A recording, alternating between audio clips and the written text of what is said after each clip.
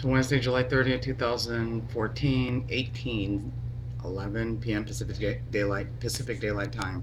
So when you're in the internet, because I haven't been able to get it, but it just came up. So I'm just going to open a standard window. What happens? It gives you your Apple, it gives you your site. What happened today was something totally different. When I opened it up, this is what it started defaulting to. This was a CISCO guest access, and you had to have a password. Now, I've repeatedly said that your perpetrators are given access or a password from a website to log in to what I call these either biometric base stations or the CTX 4000, whether it's electronic warfare, computer network exploitation, computer network attacks, and or this biometric, where they can alter data from subcutaneous devices that you are, it's an active and passive technology. So let me explain something. This is where I live. This base station, which has internet, it feeds in the biometric data, would feed into a close range base station that then goes either through wireless technology and or the internet connection into a server. Okay?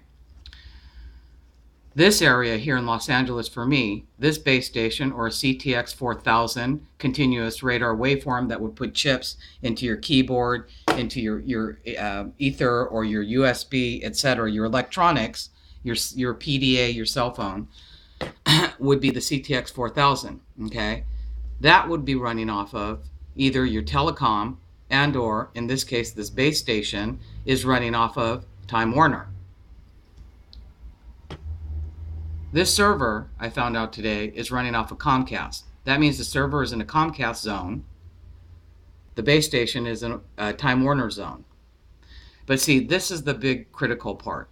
You see how the server, then someone at an external location can log in. They can alter information. So say it has your biometric information.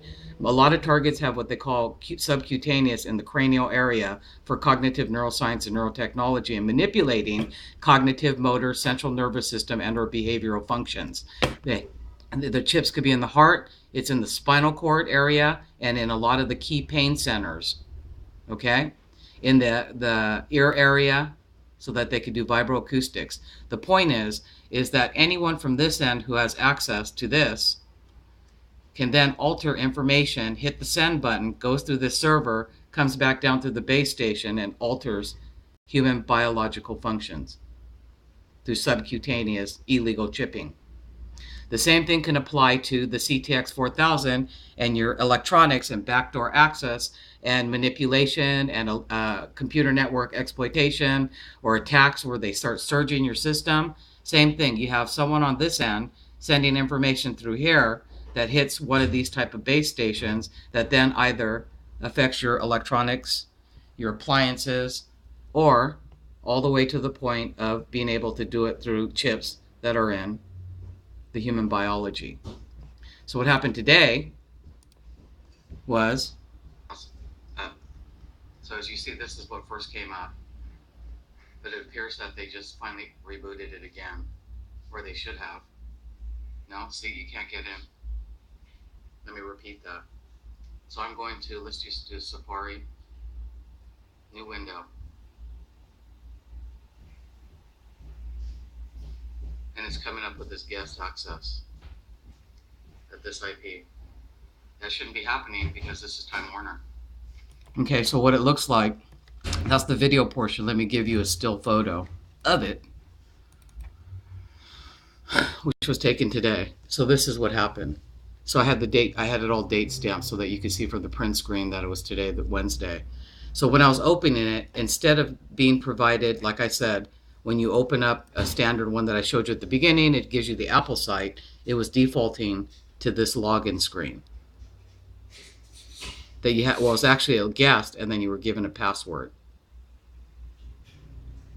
What it should have been coming up with, if you have this, and you open up Apple from Safari, would be, you know, the standard page with the Apple. Instead, it was defaulting to this.